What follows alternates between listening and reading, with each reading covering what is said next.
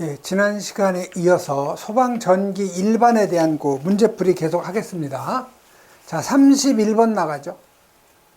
자, 31번은 RLC 병렬 회로에서 인가된 전압이 2V이고 회로에 흐르는 전류가 I암페어일 때 옳은 거를 갖다 물어본 거죠. 그래서 여러분 여기서 요 RLC 요 병렬 회로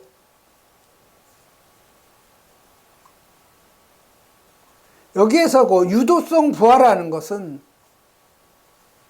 유도 리액턴스가 용량 리액턴스보다 큰 거를 우리가 유도성 부하라고 하는데, 요거는 전류가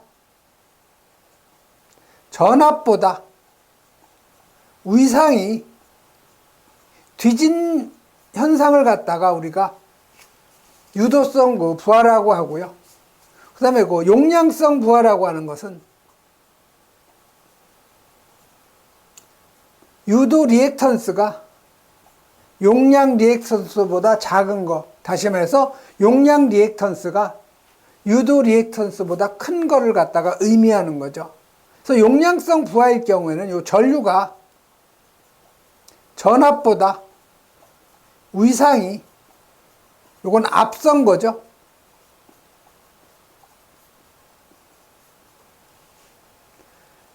그래서 옳은 거를 찾는 거예요. 자, 1번에 요 유도성 회로는 전류가 전압보다 위상이 앞선다가 아니고 뒤진다죠. 그래서 1번은 틀린 거고요. 다음에 두 번째, 용량성 회로는 전류가 전압보다 위상이 앞선다. 2번이 바로 맞는 답이죠. 다음에 3번에 용량성 회로는 유도 리액턴스보다 용량 리액턴스가 큰 거죠. 반대죠. 자, 유도성 회로는 유도 리액턴스가 용량 리액턴스보다 큰 거죠. 반대죠.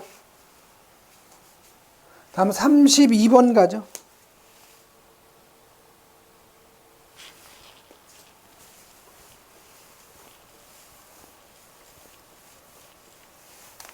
자, 32번은 다음 그림과 같은 회로에서 요 다이오드 양단의 전압 VD는 몇 볼트인가 이렇게 물어본 거죠.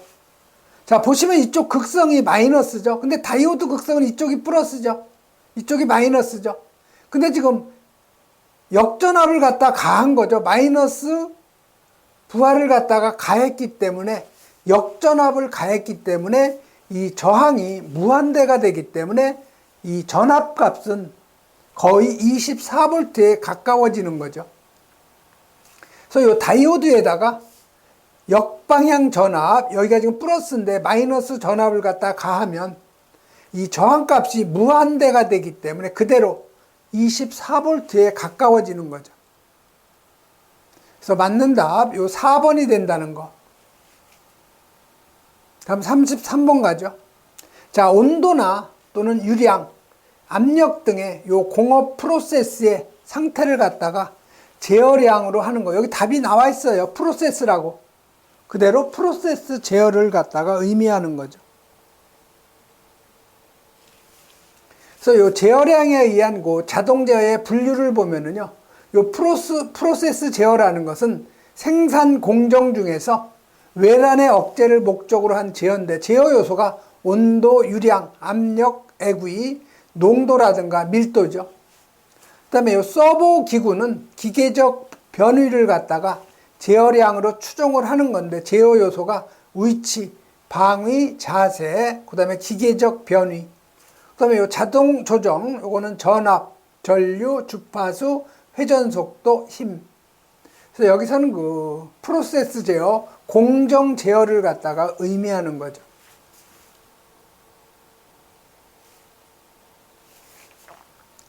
그래서 34번 가죠. 자, 34번은 여러분이 PID 동작. 자, P 동작. P라는 것은 요거는 그 프로포셔널이죠.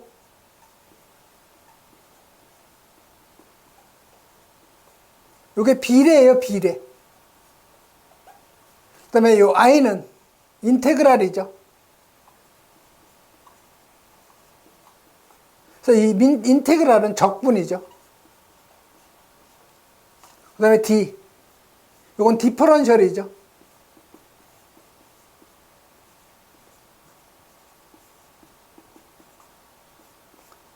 디퍼런셜이 그 미분이에요. 그래서 요 PID 동작이라는 것은 비례, 적분, 미분 동작을 갖다가 우리가 PID 동작이라고 하는 거죠. 그래서 여러분 요 P 동작은 요놈은 그 편차에 비례한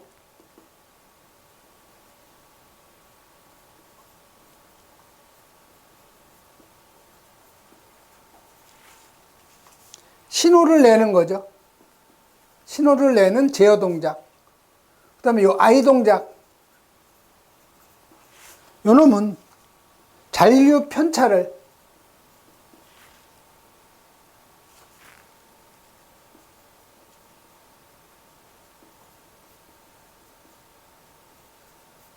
제거하기 위한 그 신호를 갖다가 내는 거죠. 그 다음에 요 D 동작. 그래서 요 D 동작이라는 것은 응답을 이건 신속히 하는 신호를 내는 동작. 이걸 우리가 D 동작이라고 하죠. 그래서 PID 동작에 해당되는 것은 요 사이클링하고 그 다음에 요 오프셋이 제거되고, 이 오프셋이라는 것은 요 편차예요. 오프셋이라는 것이. 그래서 편차가 제거되고 응답 속도가 신속히 빠르게 하고 안정성이 있는 거죠. 그래서 요 3번이 바로 답이 되는 거죠. 그래서 요 PID 제어는 비례, 적분, 미분 제어인데, 요 사이클링하고 요 오프셋, 즉 편차가 제거되는 그러한 동작이고요. 그다음에 요 응답 속도가 신속해요. 빠르죠. 그리고 안정성이 있죠.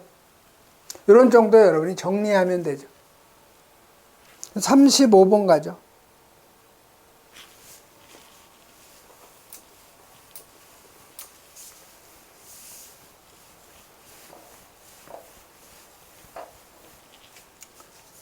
자, 35번은 순간 전류 중가율을 갖다가 계산하라는데, 순간 그 전류 중가율이 암페어 퍼 세크죠. 그래서 요거는 전류를 미분한 것을 시간을 미분한 것으로 나눠준 거죠. 그래서 이것은 다시 말하면 요 인덕턴스를 전압을 인덕턴스로 나눠준 거죠. 여기에다가 함수 2를 갖다가 취한 거죠. 그래서 마이너스 인덕턴스 분의 저항, 여기에다 시간을 곱한 거죠. 그래서 여러분이 요 주어진 값을 그대로 여러분이 대입을 하면 돼요. 지금 전압은 10V죠. 자, 인덕턴스 10헬리죠. 여기다 함수 2 표기하고요. 마이너스 인덕턴스 10, 저항값이 지금 1오음이죠.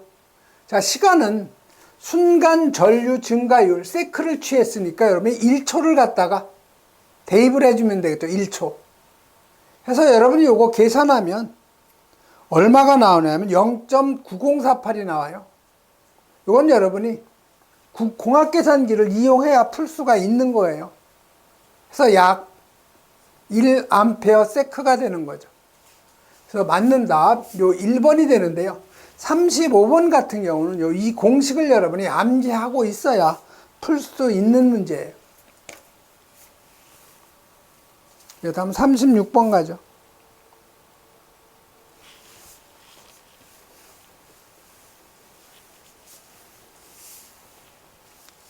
자, 36번은 실리콘 제어 정류 소자로서 요 SCR이라고 되어 있죠. 그래서 요 SCR을 우리가 사이리스트라고도 하죠. 또는 이걸 실리콘 제어 정류기.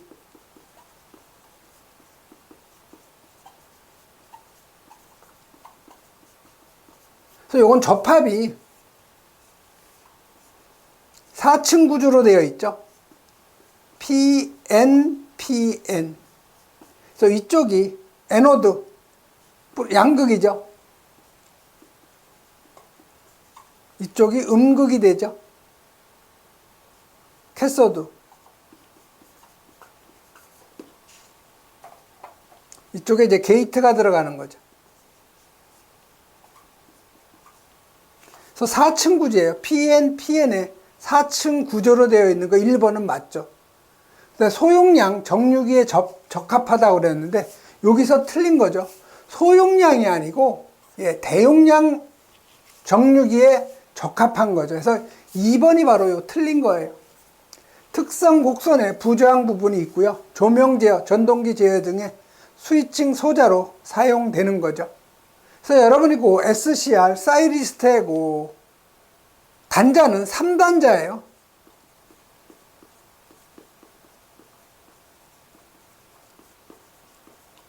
3단자 반도체 소자인데요. 기호를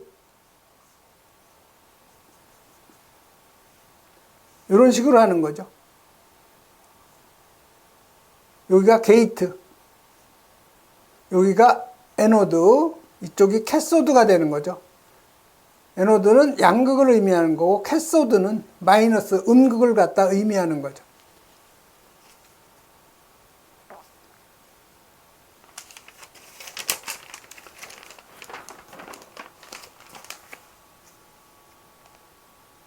이런 정도 여러분이 정리하시면 되죠.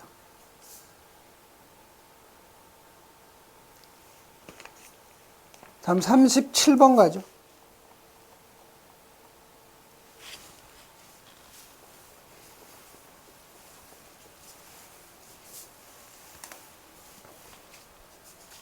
자, 37번은 교류 회로의 역류를 갖다 계산하라고 그랬죠. 지금 보시면 여기 45ohm이 저항이죠. 그 다음에 여기 45ohm은 다음 코일이죠.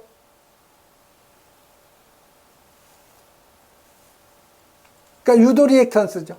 여기는 컨덴서니까 용량 리액턴스가 되는 거죠. 그래서 지금 RLC, 요건 직렬 회로죠. 그래서 요 RLC 직렬 회로일 때 요 역률, 요거 꼭 암기하세요. 코사인 세타는 요 저항을 갖다가 임피던스로 나눠준 거죠. 그러면 저항을 임피던스로 나눠주는데 여기서 임피던스는 루트 저항의 제곱 플러스 유도 리액턴스 마이너스 용량 리액턴스의 제곱이 되는 거죠. 요것을 갖다가 주어진 값을 여러분이 이 공식에 그대로 대입을 하면 되는 거죠. 그래서 저항이 지금 45ohm이죠. 루트 저항 45ohm의 제곱 플러스 유도 리액턴스 45ohm이죠. 마이너스 용량 리액턴스 15ohm이죠. 그래서 여러분 요거 계산하면 역률이 얼마가 나오느냐? 0.8이 나오는 거죠. 그래서 맞는 답, 요거는 3번이 바로 맞는 답이 되는 거죠. 그래서 여러분이 RLC 직렬회로 해서 요 역률 코사인 세타는 저항을 임피던스로 나눠주는 건데 요 임피던스는 루트 저항의 제곱에다가 플러스 유도 리액턴스 마이너스 용량 리액턴스 해가지고 바로 제곱을 해줘서 여러분이 계산하면 쉽게 여러분이 계산할 수가 있는 거죠.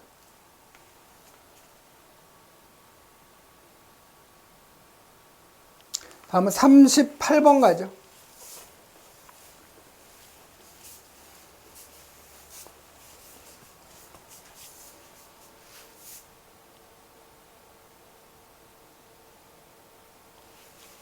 자, 38번은 이 변압기의 2차 측에 요 중성점은 몇 종 접지 공사를 하느냐. 자, 변압기의 1차 측은 고압이고 2차 측은 저압이죠. 즉 고압하고 저압의 혼촉을 할 우려가 있는 기기에는 제 2종 접지 공사하는 거죠. 즉 접지 공사의 종류 보면 1종, 2종, 3종, 특별 제3종이 있는데 요 변압기의 1차 측이 고압이죠. 2차 측은 저압.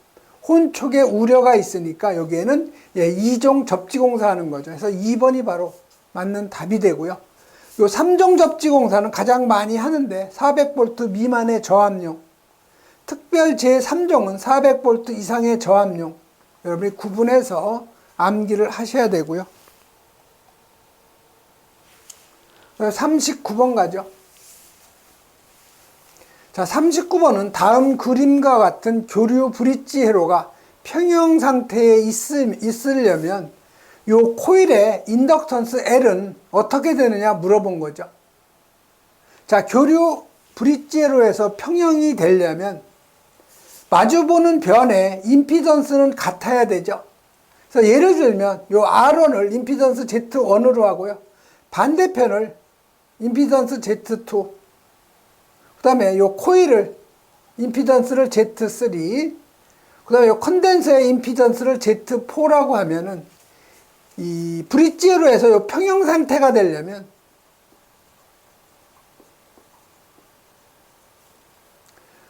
임피던스 마주보는 변의 요 임피던스의 곱, 즉 Z1하고 Z2 요 놈하고 여기 마주보는 변의 임피던스 Z3하고 Z4의 곱이 서로 같아야 되는 거죠. 자, 그러면 여기서 코일에 우리가 저항의 임피던스는 그대로 저항이죠. 그 다음에 여기 인덕턴스의 요 임피던스는 유도 리액턴스, 다시 말해서 각속도에다가 인덕턴스 곱한 거죠. 자, 콘덴서의 임피던스 ZC는 요거 용량 리액턴스죠. 요거는 오메가 C분의 1이죠. 그대로 여기다 대입을 하면 돼요. 자, Z1은 저항 R1이죠. 그 다음에 Z2, R2죠. 두의 곱은. 자, Z3가 뭐예요? 코일의 임피던스니까 유도 리액턴스 오메가 L이 되는 거죠. 자, Z4는 콘덴서의 임피던스니까 오메가 C분의 1이 되는 거죠. 자, 여기서 오메가 L은 서로 약분이 가능한 거죠. 그래서 R1, R2는 L 곱하기 C분의 1이 되는 거죠. 왼쪽, 오른쪽 다 C를 곱해주면 L은 R1, R2에